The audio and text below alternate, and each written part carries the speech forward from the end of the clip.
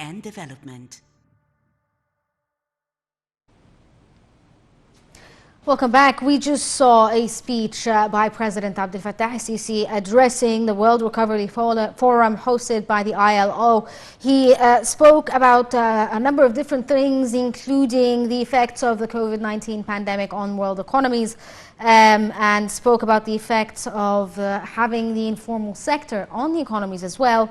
In addition to talking about the possible changes within the mechanisms and policies to tackle the current situation in the world.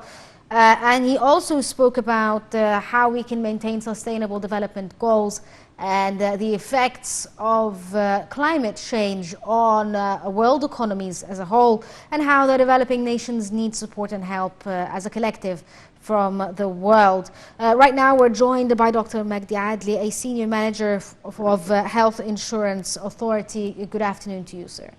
Good afternoon. Thank you so much for joining us. I'm very appreciated to be with you.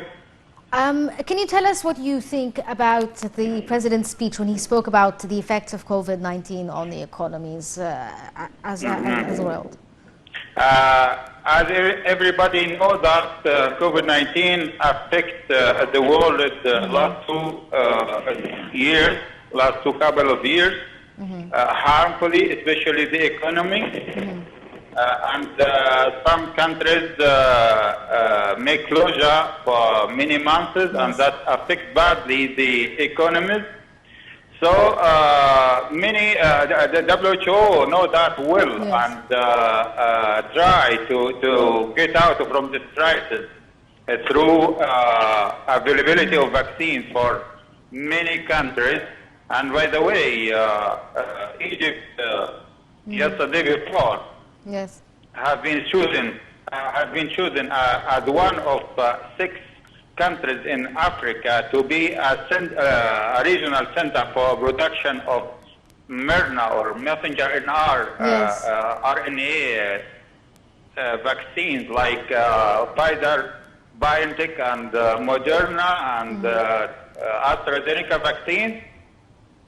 And Mr. President, by the way, represents his respect to WHO for choosing Egypt to receive that technology of manufacturing. But WHO chose Egypt because of the what have been seen on the ground of improving the infrastructures of medical factories like Vaxera company. And medical infrastructure in Egypt has started since 8 years ago. For providing a good medication for Egyptians and even for exportation. So these efforts done by WHO in cooperation with countries like Egypt and Europe to try to limit the effect or harmful effect of COVID-19 to come back before the time of COVID-19 of opening the economy of countries. Yes. The President also spoke about a collective responsibility that the world needs to burden themselves with. That there has to be better policies and better ways or mechanisms of implementing possible changes within how we deal with problems such as the COVID pandemic and future problems when it comes to climate change. What do you think these policies could be? As I told you, these problems like COVID-19 and climate change is a global or international problem. So it needs to the solidarity of agencies and solidarity of all countries together to get out. Because one country or can't solve these problems. All countries supposed to be unified for facing these problems. So that Mr. President knows that well. And in many situations, he invited developed countries and even organization or institution for even try to provide Africa, especially for with medical needs and vaccines, yes, to get out from the crisis of COVID-19. And on another side, he always try to clarify the